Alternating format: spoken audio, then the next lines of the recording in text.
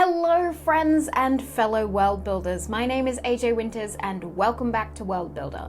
Today is a weird episode as we dive back into the gods for a third time? The footage from this episode unfortunately got corrupted, so after working on a whiteboard and fleshing out 68 gods, I had to refilm this. Which means that I have to decipher everything I wrote on here with you.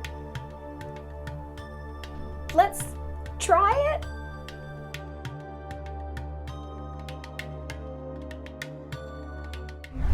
Alright, so let's tap into the history books of Aelwyn and work out what I was going for here.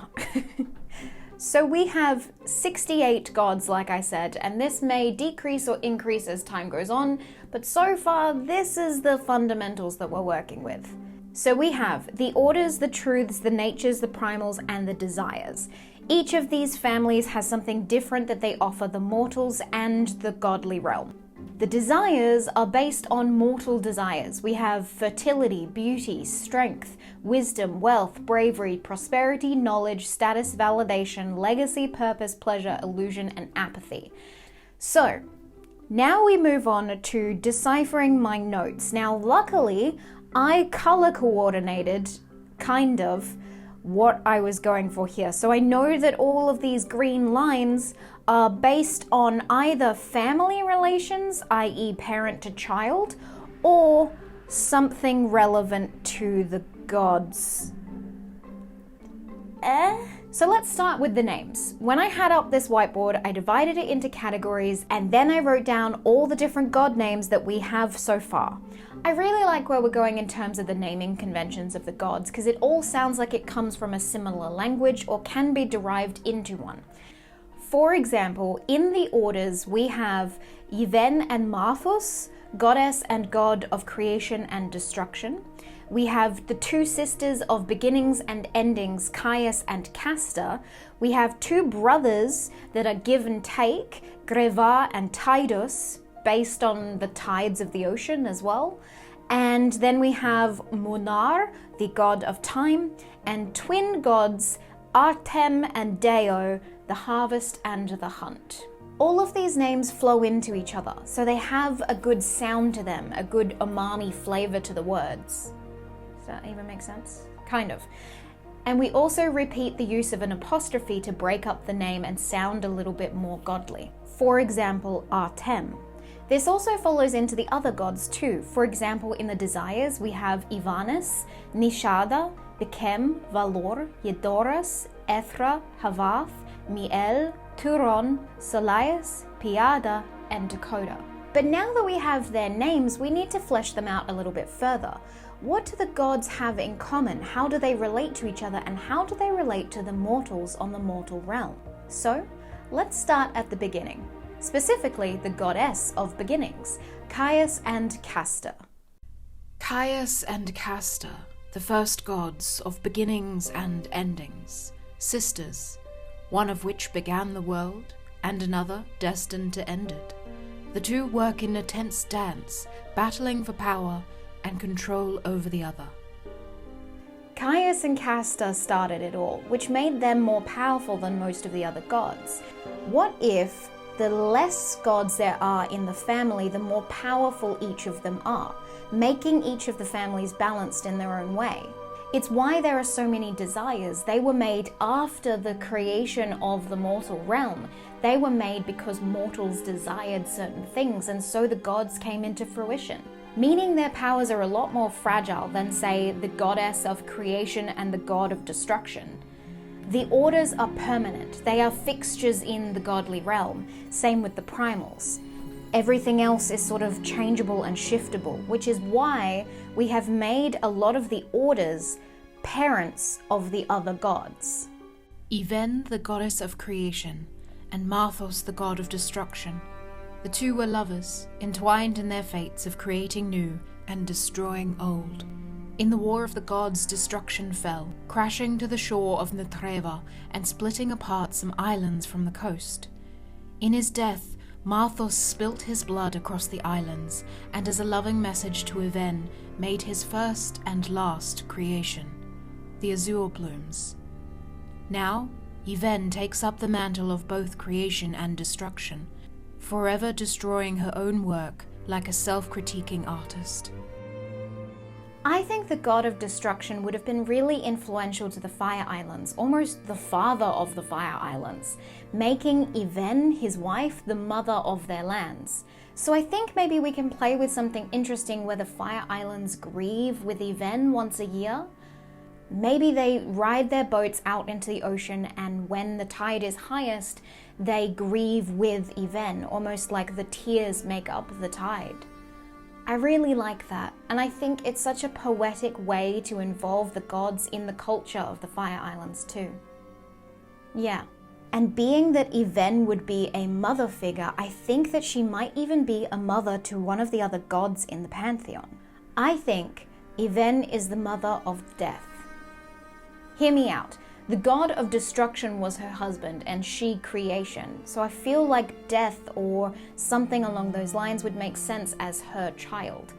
And we have officially named the god of death Omni, after our friend Omi in chat, but also the omnipresence of death.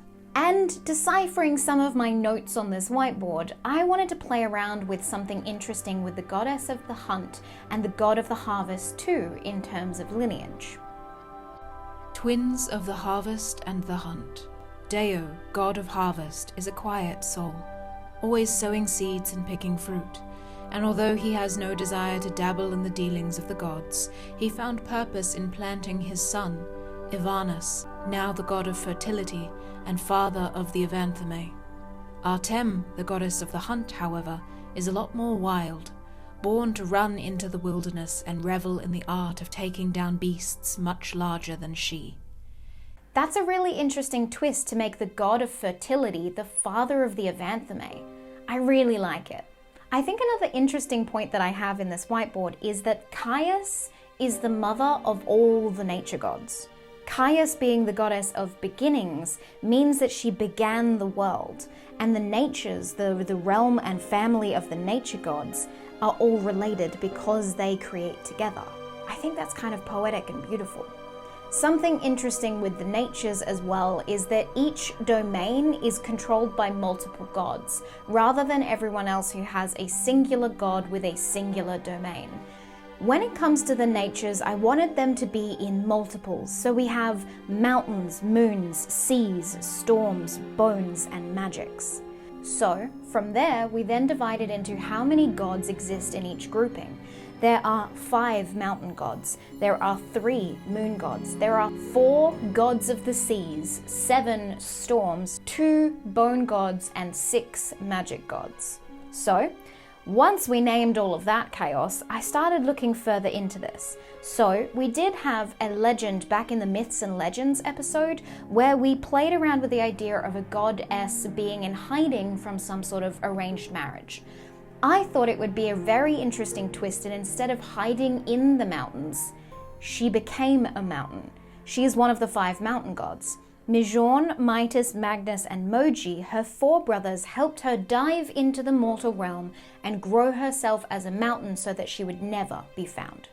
Who is it, however, that she was engaged to or promised to? From my notes, I'm kind of getting the idea that Mihane was promised to Casta, Caius's sister. I think what I was playing around with was the idea that Caius and Casta had some sort of bet, and it was lost. So Caius had to give over one of her children to the goddess of endings. That's a devastating thing to have to do, and Mihane was the one that was promised. But she is in hiding, which again helps to the rivalry of Caius and Casta, who are constantly at war with one another. And the fact that she wasn't given over, so something had to have gone wrong. The other interesting thing that I was playing around with when it comes to the nature gods is the fact that there are 4 sea gods. So I divided up the continent into 4 seas that surround Aelwyn. We have the Nilorian Sea, based on the god of Nilor, which is on the coast of Nutreva. hence using NI as the beginning of the name. We have the Valiantsin Sea at the bottom, where Crestfell is and where Venenfell used to be, with Venenfell and Crestfell naming the end of their countries or regions with Fell, based on the Valiantsin Sea. Then we move up to the Kavak Sea. The Kavak Sea is on the east coast of Aelwyn and is where the river city is located as well. And finally, moving up to the top end where the colder region is, we have the Gildrix Sea. All four of these seas relates to one of the gods. So we have Felian, Nilor, Gildric, and Gavak, the four sea gods. And something interesting I'm finding with this whiteboard notation is that I've circled the Fire Islands and the Southern Islands, which we haven't explored yet. My guess here is that the Nilorian Sea affects these two island groups a lot.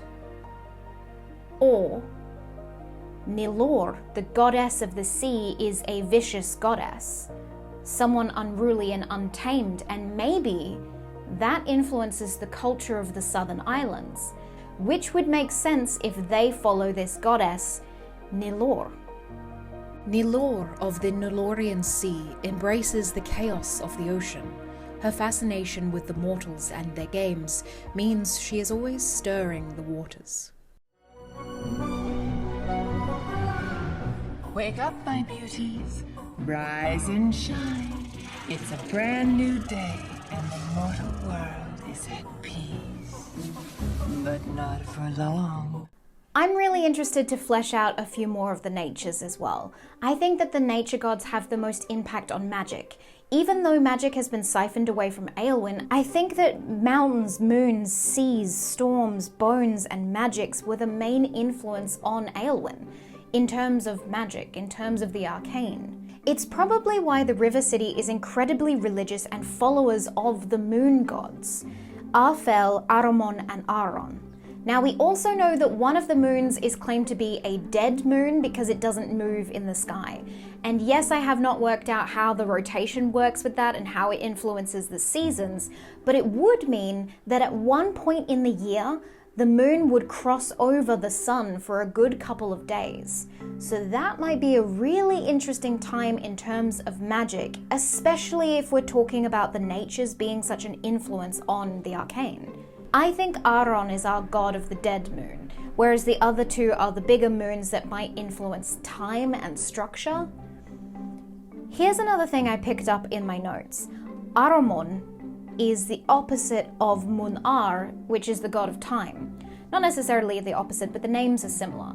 I've also written here that Mun is a phrase of time. For example, they might put it on the end of each of the days of the week, Chrysamun being the name of the third day or something. So it's interesting that one of the moons is also called Aromun.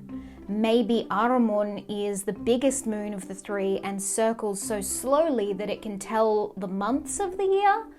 Again, I'm unsure on the rotation, but it would make sense that both gods are named something with Mun in them, meaning time.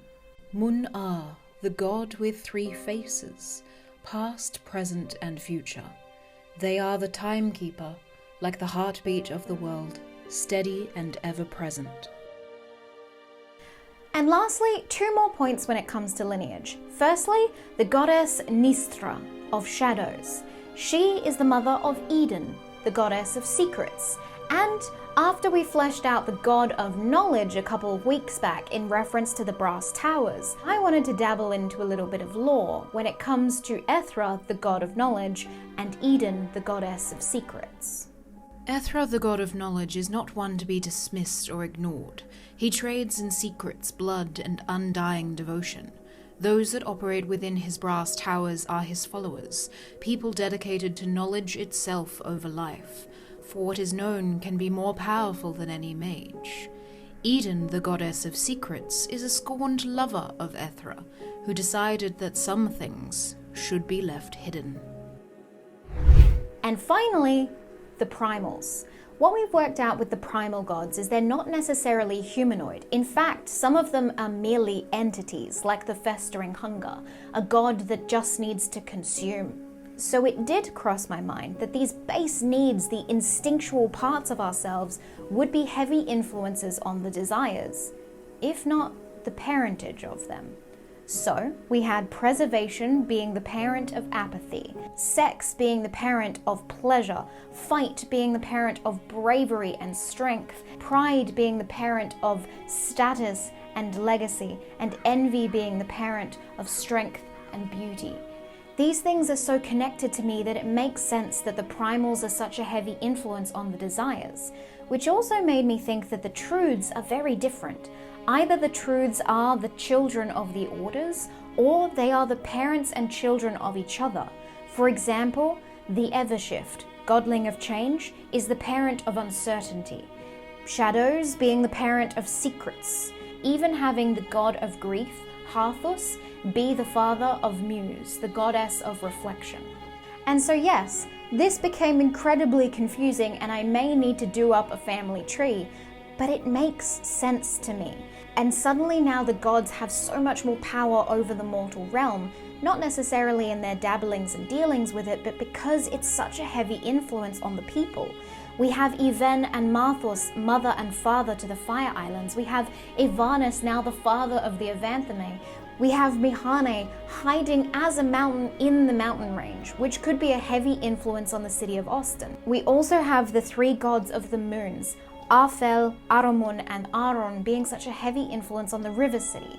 Each of these gods and their domains are now starting to really tangibly fit into the land of Aelwyn, and that is so exciting. Now I just got to work out how they influence magic. Well, the limited magic that does exist in Aelwyn, but also where and who died in the War of the Gods. Actually, I've just had a thought. What if one of the magic gods died and their body makes up Austenite under the city of Austin? And maybe the mountain gods grew the mountains around the body in order to hide it or protect it. They are siblings after all, if all of the nature gods are related. That makes sense to me. So the mountain range in Aelwyn is not just out of nowhere, it was a burial ritual for the god of magic, or one of them. I really like that. So, we've only got one more god to work out who fell, the god that makes up Ascidian in the Treva.